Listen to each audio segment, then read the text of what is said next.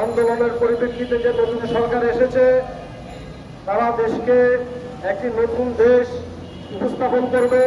কিন্তু আমরা এখনো দেখছি স্বৈরাচার আমলের, স্বৈরাচার সরকারের, ফ্যাসিবাদ আমলের, হাসিনা সরকারের যে সিন্ডিকেট রয়েছে, যে সিন্ডিকেট রেখে গেছে প্রশাসনে, ব্যবসায়ীদের ক্ষেত্রে, বিচারালয়ে, সর্বক্ষেত্রে, তৃণমূল পর্যন্ত সব ক্ষেত্রেই এখনো বৈষম্য রয়ে গেছে। যে বৈষম্য এখনো প্রতিরোধ না করতে পারার কারণে প্রতিদিন নিত্য নতুন হামলা, মামলা, হত্যা, দ্রব্যমূল্যের অস্থিতিশীলতা বিরাজ করছে।